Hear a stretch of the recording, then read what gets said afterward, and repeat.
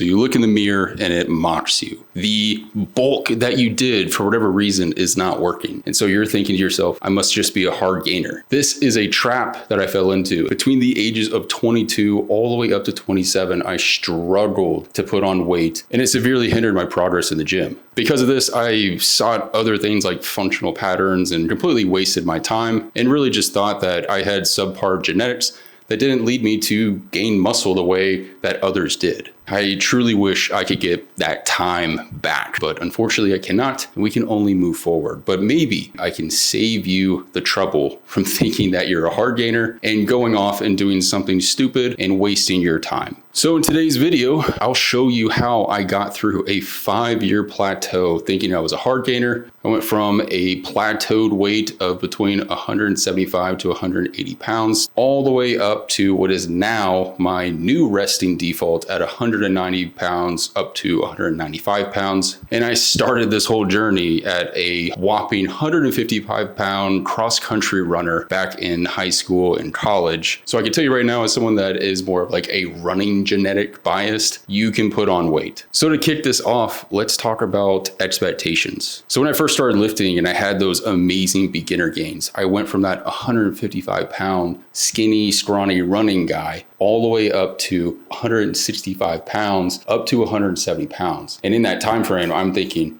I'm a god. And I can just keep adding weight week over week, month over month, year over year, and it's never going to stop. But then unfortunately, I got to the point where the beginner gains diminish, and I truly began the intermediate process after about 2 to 3 years of lifting. So this was extremely demotivating, as the 3-month phases that I would go through, I would hardly see the scale budge. Everything that I was trying to do in the gym just seemed like I was really hitting my head against the wall and nothing was really working. I was expecting to continue to gain all this muscle, like 10 pounds, 15 pounds each year, and I just was not. So I had to just change my mindset on this. I needed to start looking at it as, hey, it's not about the next 3-month program that I do. It's more about the next year of lifting that I'm doing and the next 2 years to 5 years that I'm looking at. And changing that time horizon really helped me start to put things in perspective when it came to bulking and just this whole concept of being a hard gainer. I was so short-sighted because of the beginner gains that I truly thought that I needed to linearly progress in terms of like my weight, and it just wasn't the case. And I had hit my first big plateau, and I needed to change how I was eating as well as how I was training. So if you're someone that thinks they're a hard gainer and you're in this plateau, just know that it's not the case, and that you may just now have gone from this beginner stage all the way up to the intermediate stage, and you just need to change how you're eating, how much you're eating, and the time horizon for your goals. So when I did that, I decided I was going to do a bulk through when I had a disc herniation, and I was just going to bulk for an entire year. And I had never done that before. All my bulks had been during the beginner stages, and they'd only been about 3 to 6 months at a time. So I said, screw it, I'm going all in. Like, I got nothing to lose. I want to really try to just get past this injury and fuel myself for that.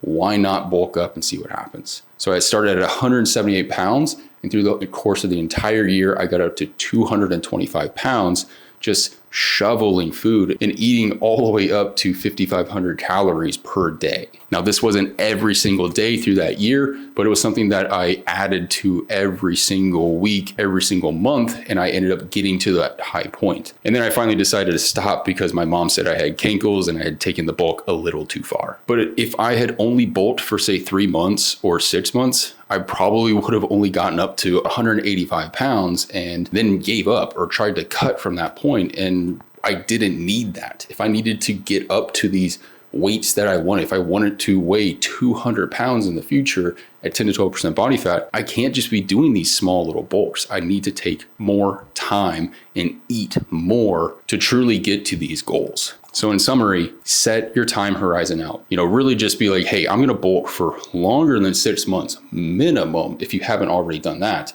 But bulk for a full year. Who cares? We're playing the long game, right? Who cares if you're a little chubby at the pool in the summer? Bulking is not just for the winter time, like I used to think. It can be a year endeavor, because that following year, you're going to look freaking awesome and have all the muscle that you want. Now, as an extra tip, if you are a beginner and you think you are a hard gainer, just keep with the process. Just eat food, make sure you're hitting your protein intake, and I can guarantee you that if you just stay consistent, you're going to be adding plenty of muscle. And the whole concept of being a hard gainer while in the beginner stages is just silly. So beginners, don't worry about being a hard gainer. I promise you're not. Just train hard, eat as much as possible, do the basics really, really well. And then when you start to hit that plateau, apply some of these other tips, which we're getting into right now. So the second thing I went into was my base metabolic rate. So my base metabolic rate was anywhere from 2,400 calories. There's all kinds of calculators out there that you can check to like figure this out. But I was eating anywhere from 3,000 calories up to 3,500 calories, thinking that's what I need to be bringing in to be bulking. But I found that that still wasn't enough, especially at that like intermediate stage of lifting to really add any extra weight. So a trick that I used was a heart rate monitor. And this may not be 100% per the literature, but it helps me from a perspective understand how much I should probably be eating on a daily basis. So if my base metabolic rate was 2,400 calories per day, but I'm working out and I'm burning, say, 800 to 1,000 calories, and then to be in a surplus, I need to eat a minimum of 250 all the way up to 500 calories. Well, that's a lot more food. So we are at 3,900 calories a day that I need to be eating in order to start gaining some weight, potentially. So wearing a heart rate monitor and checking how many calories I was burning, even with just like a bodybuilding program, really showed me like